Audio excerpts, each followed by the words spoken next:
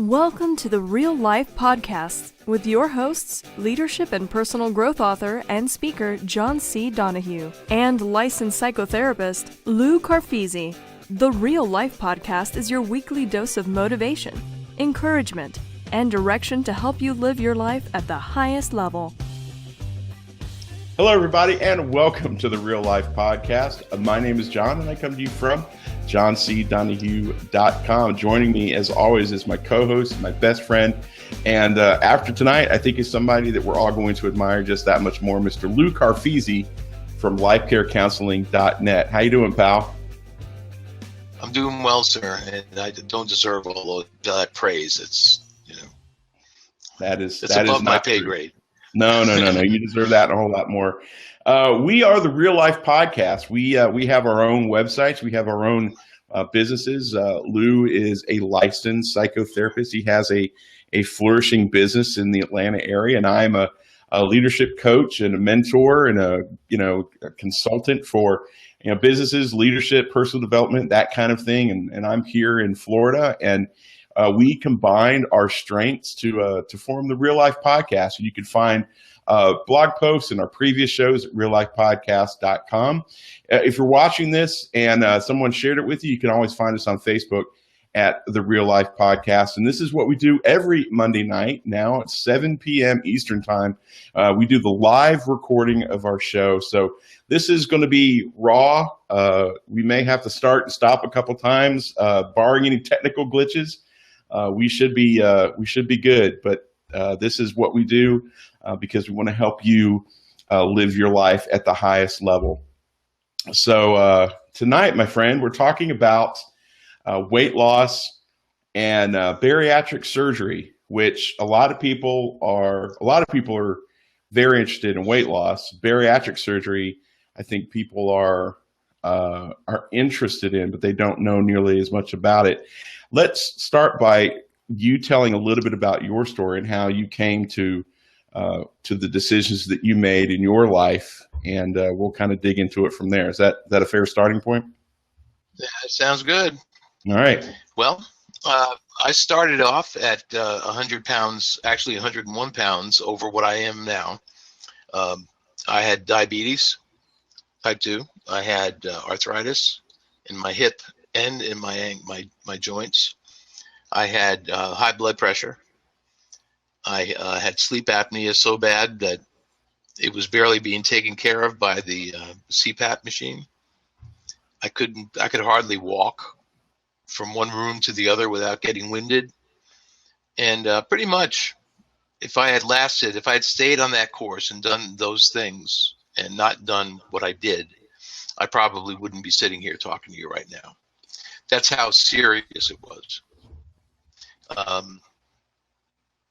We made a decision as a family. I talked to my son, I talked to my wife.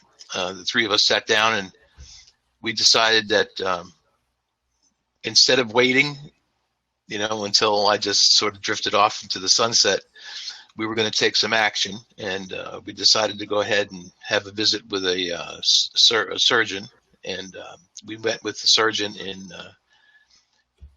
Gainesville, Georgia. And with the information that he told me, we came back home, discussed it, and we decided to go ahead. And you decided to go ahead with what type of surgery specifically? Because there's several types of surgery, right? Right. Yeah, there's the gastric bypass, which is a lot more invasive, takes a longer time to recover. And they sort of reroute everything so that you don't absorb the nutrients in the food. And it just seemed way too much for me. His option, which seemed to be the best option, was a laparoscopic procedure that they do, which is the gastric sleeve. And what they do with that is they take out about 90% of your stomach. They cut it. They use a guide and they cut along the guide, and they just take that part of the stomach out. They use this machine that staples it with titanium staples, and then he sewed it as well. And it leaves you with a pouch that holds about, I guess initially about 3 ounces of food maybe. and which is not a lot. Water and liquids will go right through it, but usually, if you're going to put food in there, there's not much more you can put in. So, but before that, before we did anything, they had to put me through a series of hoops because the insurance company was going to pay for it. So I had to go to meetings with the people at the clinic where I went. I had to go to a psychologist and get a shrink exam, which was a pleasure. I had to go through all a bunch of stuff. It would bore you, but it took about a month and a half to 2 months before I finally got the okay to get a surgery date to get it done. Right. And at the onset, they make you go on a 2-week diet of just liquids, and they give you some meal replacement stuff, which I think probably is worse than the diet I was on prior to the surgery. It was just it tasted awful. It had carrageenan in it. It had artificial sweeteners. It was terrible for you. But I did it. And I did it for 2 weeks. And the purpose of that really was to shrink your liver. Because when they do the operation, they have to lift it to do the cuts in your stomach. Right. So they did that. We went in, and all I remember from the day that we went in was I did it at 5:30 in the morning was when I had to be there. So I was half asleep and kind of dopey. And they brought me in. We signed in. They threw me on this, this Guernsey, and then they were just wheeling me back. And they said, "Are you a little nervous?" I said, "Yes, I am very nervous." "Well, you won't be in a minute or two." I said, "Okay, well." So the next thing I knew, I was in this room with these lights shining on me. And they said, "Okay, well, you're going to go to sleep now." And that's it. That's all I heard. The next thing I knew, I was being wheeled out. Wow. and I felt fine. But because they had me pumped full of drugs, but I really felt okay. But I was so happy to be alive. Right. Okay. So a little bit of backstory so that people who are listening to this can catch up a little bit. You were happy to be alive because when you went through the surgery was because you were, and I say this respectfully, we're friends, so I could get away with it, but I want to at least go on the record and be publicly polite. Because you were older. You were older than a lot of people that go through this process, correct? Right. I was getting close to the age where they thought it would be dangerous. And there was more, the older you get, I guess the more dangerous it becomes. And I have to tell you, the surgeon explained it really wonderfully. And before we even went in there, the last thing he said to me was that, "You're going to be fine. I'm going to take care of you." And with that, it made me feel good. I just felt confident in him. Nice. I remember waking up and the first thing I said, "Wow, I made it." I was like so happy to see my wife and to see light, or not the light at the end of the tunnel, just the light. As far as you knew, it was good light, not that light. Everything was good. I was still here. And they wheeled me out. They wheeled me into a room, and there I lay. I felt no pain. I really didn't. I looked, and I saw on my stomach, I saw these 5 incisions about that big, about maybe 1.5 inches long each, that were sewn up. They had bandages on them, and it didn't really no pain. The only pain I experienced was when I had a drink. They wouldn't let me drink the first day, and you're really thirsty, which I think they do on purpose because they just don't like people. So they only give you these little ice chips. So they'd only give you a few ice chips, and they would put like stuff on your lips so it wouldn't crack. But they gave me that. Really no pain from the operation, and I was all drugged up. So went to sleep. Woke up the next day, or that night, because they wake you up all night to put you to sleep. Kept checking everything on me, and then I started drinking some liquids. And that's when you really feel the difference, because you can feel every single thing that goes down, and it sort of stops because this little pouch that's there is all swollen from the operation. And I realized for the first time, I'm not saying you will, if anybody does it, they might not experience it the way I did, but I had to realize that my life changed, my body changed, and my life changed. And Right. nowhere or at no time was it more evident than when I got out of the hospital. And before I was in, I kept craving shrimp tacos. That's what I wanted. I wanted shrimp tacos. By the time I got out, I didn't really crave anything. I was just having liquids. And the first piece of real food that I had, solid food, was an egg, and it was 2 weeks after the operation. Wow. And it was little tiny egg. It was a hard boiled egg, and it filled me up so much that it almost hurt. Yeah. So you have to completely overhaul your entire life's worth of notions about eating. Everything that you did prior to the surgery, you had to rethink it, because you're not allowed to eat. It's not that you're not allowed to eat, but you don't have the ability, the room to eat a lot anymore. No, but let me take it a step further. You don't have the desire. And let me tell you why. When they take out that part, that 90% of your stomach, they take out a gland that produces a hormone, I think it is. Not being a physician, I don't know, but I think he said it was a hormone called ghrelin. And ghrelin is the chemical or the hormone that tells your brain you're hungry. So you're not hungry anymore. So Right. You really couldn't care less whether you ate or not. You'd feel a little discomfort if you didn't eat.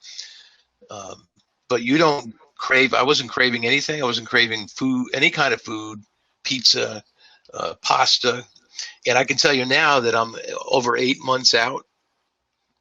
I still don't. You could put a pizza in front of me, or a bowl of pasta, or something that I used to eat all the time. I don't want it. Wow. I don't want cake. I don't want anything sweet. Because what we did was we took the opportunity to modify our lifestyle, since I didn't want it anymore.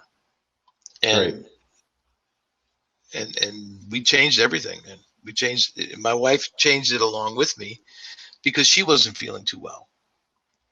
She was not this big fat girl, because she never really was, but she didn't feel well. She had a lot of things going on with her. So this actually, I think by osmosis, it kind of helped her as well. Right. And today we can sit down and eat one chicken breast. We split it. Wow. And I'm full. And remind me and everybody again how much weight you've lost. When you went into the surgery, how much did you weigh? I weighed 34 pounds. And what do you weigh today? 233. That's amazing. And you don't have the internal physical problems, the diabetes and all that stuff is gone. How was your walking? Because I knew that you were struggling with walking. Your knees were bothering you. Yeah, I have no diabetes. I have my blood pressure is normal. I take no medicine for any of that. My arthritis it's still there. It lets me know it's there every now and then. Right. But I can pretty much almost run. I have tons of energy. I've never felt better ever in my life at any point in time. And it's because of this, and it's because of that I changed my eating habits, and we changed our grocery habits. We don't eat any processed food.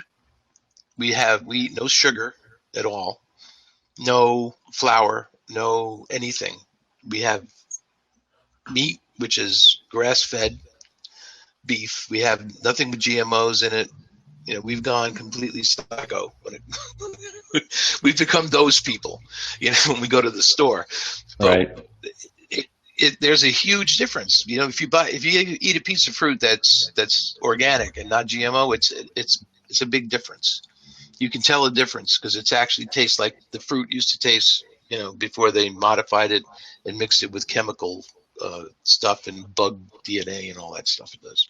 So that's amazing. So in your life, and you chose to do the surgery, and I have another question, but before I do that, you kept saying that they took your stomach out. Do they actually take it out in this surgery? Because in some of the other surgeries, they leave it in there, don't they? And you just have the sleeve part. So in your situation, they literally took the stomach out. One of the holes they made, they pulled out the stomach. Wow.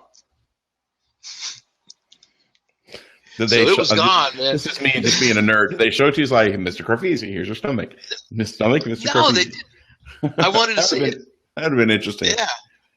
So in your life, there's people probably who are listening, if you're listening to the podcast or if you're watching live, and if you have questions, feel free to put them into the comments and we'll answer them, or we'll address them as soon as we can.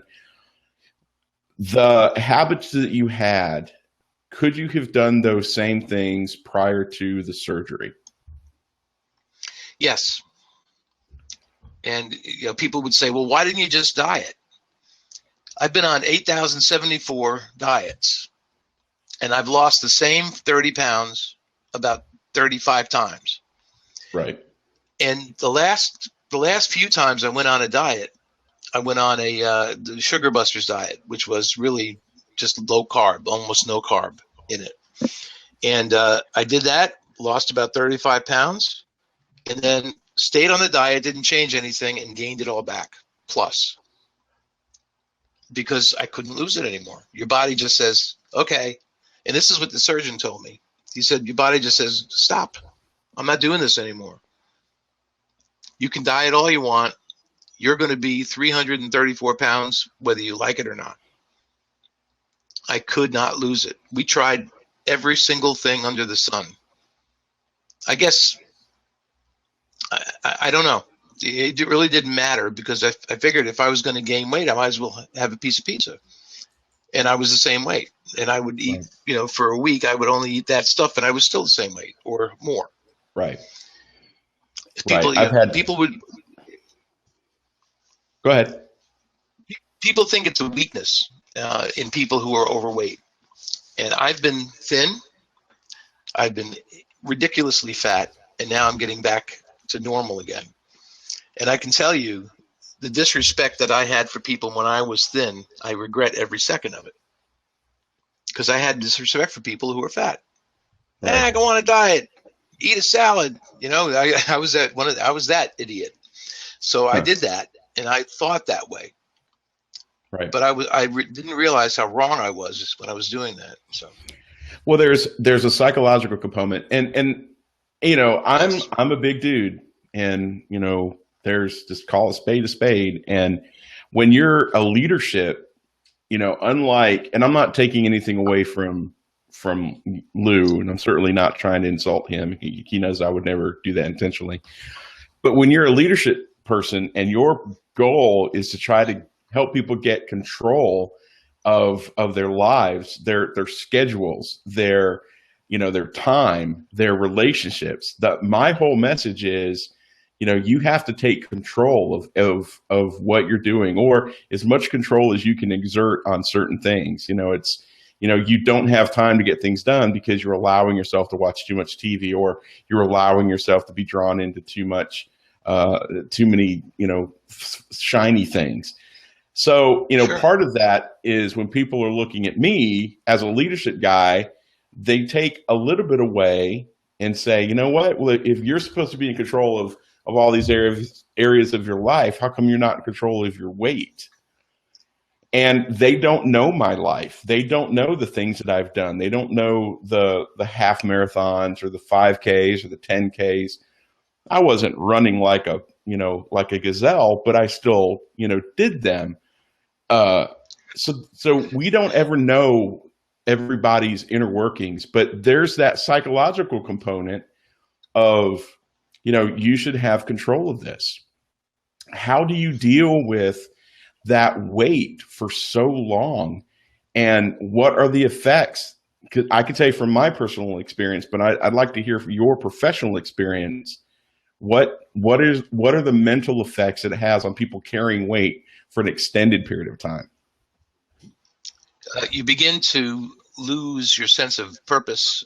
The end of your life seems to be closer. You sense it being closer.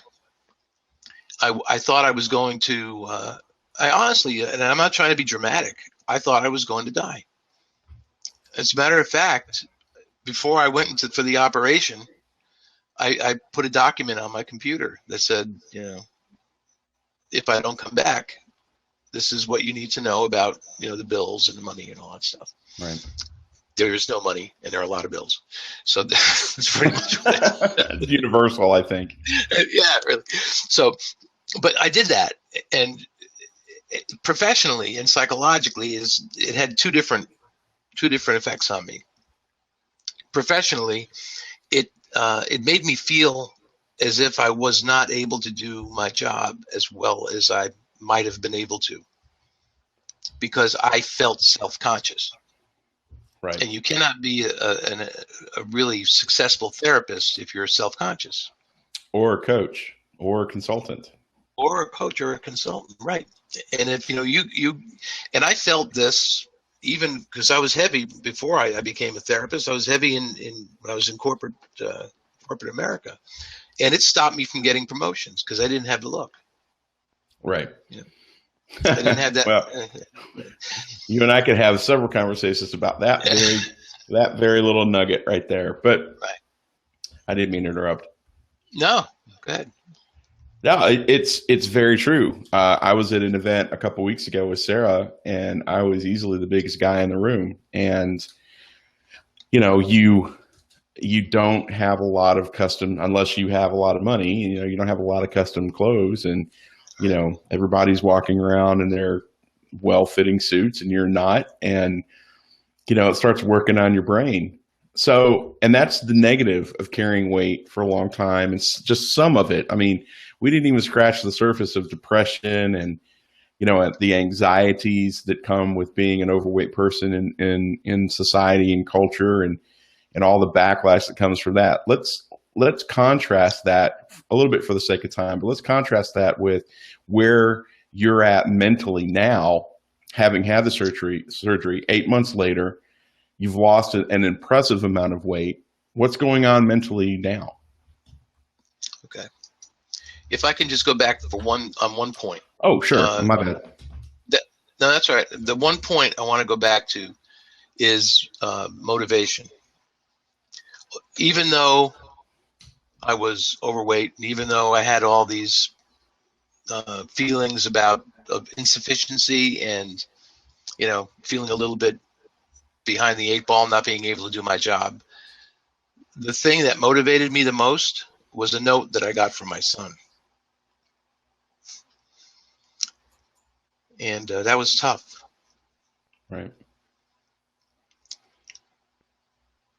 Yeah. So, well, those are those wake up moments, those aha moments that we talk about, and that could motivate you to great lengths. It did. So, it worked. Yeah. Yeah. It worked because he said, "Dad," he said, "I don't know what I'd do without you." He said, "Please lose weight." Wow. And I did it. And and my wife, and I'm not diminishing the importance of my wife in that, because she was just as important and just as motivating. Right. But okay, psychologically, there are other things. There's a lot of psychology surrounding the idea and the thought of getting the operation. I don't want to just sequester all the time here, but that is an important thing. And if anybody wants to talk to me one-on-one about this, just to talk about it, I'd be glad to talk to anybody about it, just to explain the what you go through, because at every step you're hesitant. At every new thing that they make you go through, you're questioning yourself. Should I really do this? What if I don't wake up? What happens? So there's a big deal there. But After, let me tell you something. I've found a new. I don't know. I no longer look at my life as if it's ending. I don't know when it's going to end. It could end today. I have no idea. But I no longer feel it approaching me. I'm not scared. I'm not afraid to do anything. I don't feel insufficient. I've got my confidence back because mainly I don't feel like I'm inhibited anymore by any kind of physical thing. I still have about 45 pounds to lose, so I'm not 100% there yet, but I'm 500% better in every other aspect of my life. That's awesome. What about? Well, I'll go ahead and ask this. You were recently featured in a magazine article or a blog article, and there's a lot of great. Was that Psychology Today? Yeah. Yeah, it was. So congratulations on that, buddy. That's pretty good in and of itself. One of the things that they talked about there was the psychological issues that people who lose great amounts of weight go through. I did not expect that. I thought that, hey, you lose weight and you feel great and you don't have to deal with any bad feelings anymore. So could you explain a little about what that's about? Yeah, I will. I want to answer that question that popped up on the screen as well. It's about being a foodie and feeling depressed because you can't eat anymore. Yeah. It won't matter. And alcohol is not taboo. As a matter of fact, last night I enjoyed a nice big glass of wine. You never feel deprived because you're never unsatisfied. It's just your eyes are expecting a huge plate of food. And I look at what I used to eat, and I laugh at it because my wife used to forget and give me a regular plate of food. I said, "What's this? Is this week's food?" And we love to eat. We love to cook. I've always loved to cook. You know that, John. Yeah. Being a foodie, you can still love food. You just can't love as much of it. And you have to. And if you change how you look at food and how you look at things like holidays and events, food does not have to be, let me stuff myself with this so I can enjoy the holiday better. I'm going to enjoy Thanksgiving. It's going to be fun, but I'm not going to eat much. Not because I'm going to try to restrict myself, because I can't. And I don't want to. No, I'm sorry. I know I got off the track. So No. It really becomes a matter of quality, not quantity. And I think for me, in my life, I've been less concerned with quality, the experience of the food that I'm eating, the flavors, the different types of food that I was eating, and kind of a little bit more, I just ate until I wasn't hungry anymore. That's why they tell you not to eat while you're watching TV, because you're not really paying attention. You tend to eat more. If you're depressed, if you're going through anything, you tend to eat more, you drink more. You eat way past that feeling of full. So I think that one of the things that you and some friends of mine who've had the same type of surgery that's encouraging me is they enjoy, they eat less food, but the food they do eat, they enjoy more. Yes, that's true. Flavors are different. They are. The whole thing is your cravings change. The taste of food is different. The food that you used to like tastes funny now. Right. It tastes weird. And yes, Jamie just said alcohol hits you much faster and harder with a tiny tummy. I'm a cheap date. Really, seriously. I could have one decent sized glass of wine, and man, I am out. I'm silly, with that one glass of wine. So yeah, I mean, you save money. You do save money on things like alcohol and food and junk.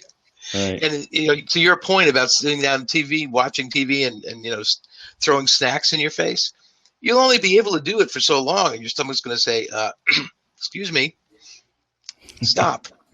Because if you eat any more, you will see it again. Yeah, it'll come out. I think I'm picking up what you're putting down. That's right. It will not it will not accept it, and it will tell you. And if you eat too much or eat too much of the wrong thing, you will not be able to keep it down. Wow. So we're going to talk. Don't be scared about that. If anybody decides to do it, don't let that make you afraid, because it's, I was like being so scared of modifying my body and changing my life, and that was the big thing that was stopping me. But once I'm out, on the other side, I found it very easy to accept. There was a little bit of regret, but but I still cook Italian food when I want to, and right. I'm not cooking this Thanksgiving, but I'll probably cook next Thanksgiving. You're not cooking this Thanksgiving? Oh, I'm coming to Florida. Dadgum. I'm going to Florida, man. I'm going to see my in-laws, so that's right. where I'll be. So what about like what was mentioned in the article? People who have had the surgery, they've lost a lot of weight, and then they go through negative emotions. Could you just shine a little bit of light on what that's about? I can definitely relate to it, because you can get depressed, which is why you should see somebody. The psychologist. I would not recommend the psychologist I went to, because if he was not a fellow professional, I probably would have hit him with something. But he was. I could see the purpose of it. They want to make sure, and you want to make sure, more importantly, that you're going to be able to do this. You're going to be able to have your body change, accept the differences that are going to be there, and not be depressed, because your body and your cravings are going to change. If you hold on to the notion that you have to have ice cream, then by all means have ice cream.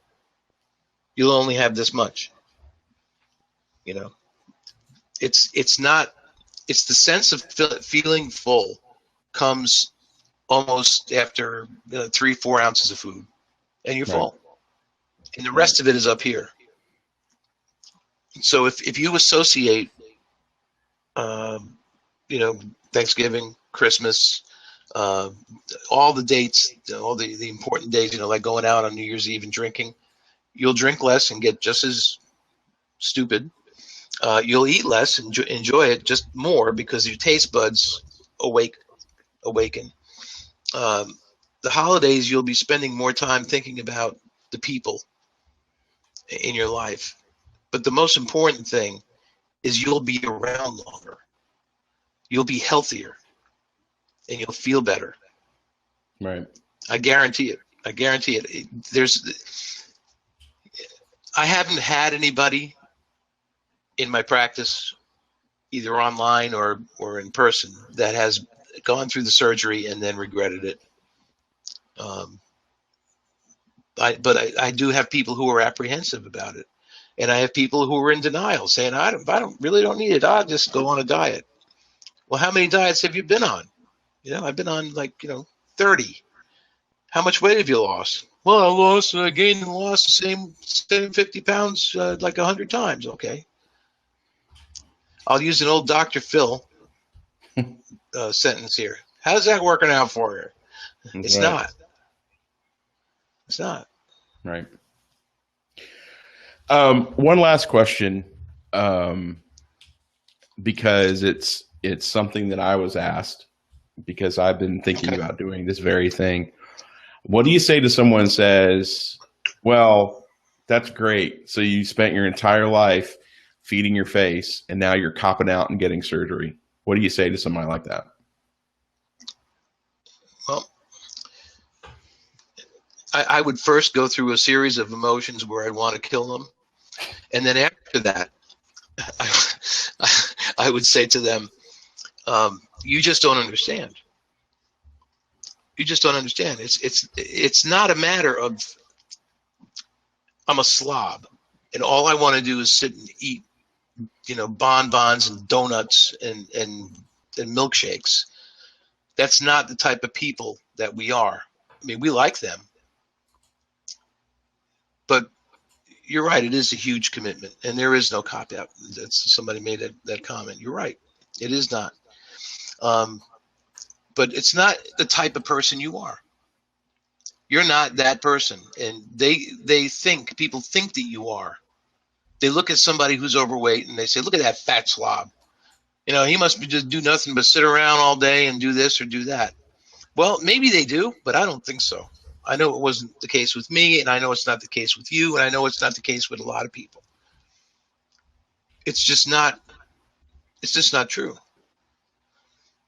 So those people, I tell them, you just don't understand.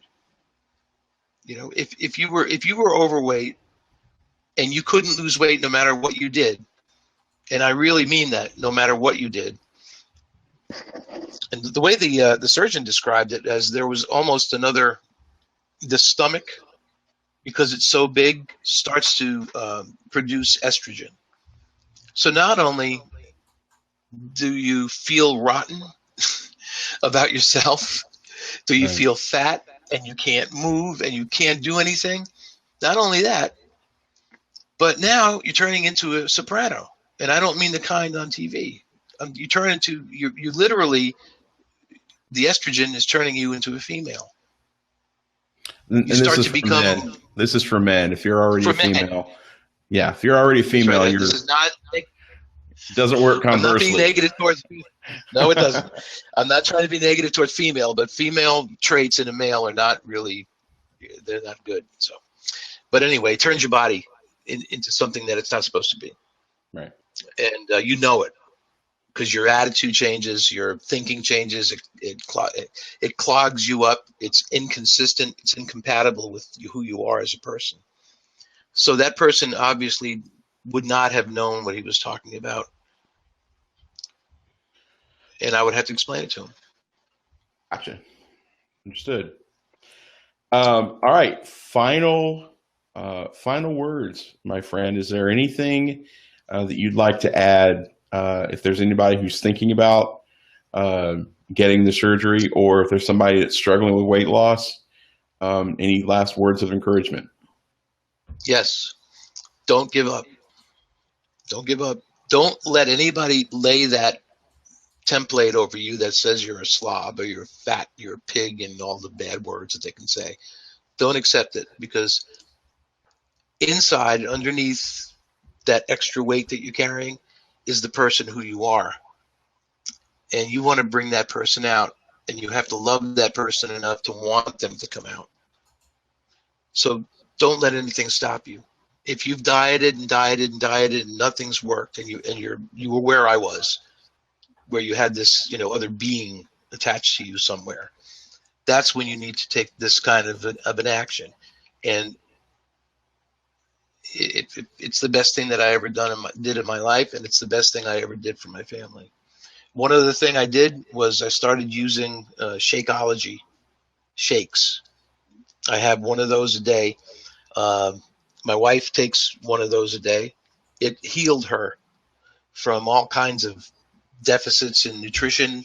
It certainly gave me everything I needed, so I would highly recommend them to anybody who, even as a first step to doing this, because it could be a replacement for your diet before you get an operation. And I would be glad to offer my conversation with anybody who wants to talk about it, who's watching this and who's thinking about getting the surgery. Great. Including you, John. Thanks, buddy. We've had a lot of conversations. I'm sure we're going to have more. Let's say someone wants to reach out to find you personally. How do they find you? Well, they can go to this website that we're on right now, reallifepodcast.com, and send me a message through questions at reallifepodcast.com. You can contact me go to my website, which is lifecarecounseling.net. You can you tell them about the rest, John. Yeah. You can find us at reallifepodcast.com. You can find us at facebook.com/reallifepodcast. You can find me over at johncdonahue.com. And even if it's not a weight loss question, if you're struggling with any type of issue, please reach out to us. If you don't reach out to us, reach out to somebody. that's kind of, I don't think I left anything out. So I think that pretty much is it, right? For how to contact us. Okay, cool. That's right. Buddy, I've said this before, I'll say it again. So proud of you for what you've done. And I'm very excited and proud that you were featured in the Psychology Today article. And I think that you're going to continue to be an inspiration to a lot of us. And I hope that you stay with us for a long, long, long time as my skinny best friend. Appreciate it, buddy. Thank you so much for saying that. Appreciate it. You're very welcome. Well, guys, thank you for watching. Thank you so much to everybody that was sending questions and being a part of the live show. We'll have the cleaned up podcast out as soon as we can get it out. We'll have it available on iTunes and Stitcher, and we have the video that we'll have available that's going to be on Facebook and on YouTube, youtube.com/Real Life Podcast. You can find it there. Guys, we are just here to help you. So if you have questions or concerns, or if there's anything we can do, just remember, real help, real hope at the Real Life Podcast. Thanks a lot, guys, and have a great week. Bye-bye. Thank you for listening to the Real Life Podcast. Find out more information and sign up for the Real Life Podcast newsletter at reallifepodcast.com. You can also learn more about our hosts, Lou Carfisi at lifecarecounseling.net and John Donahue at johncdonahue.com. And remember, live your life to the fullest. And as always, we want to encourage you to choose to be awesome, because when you choose to be awesome, you will be. Have a great week, everyone.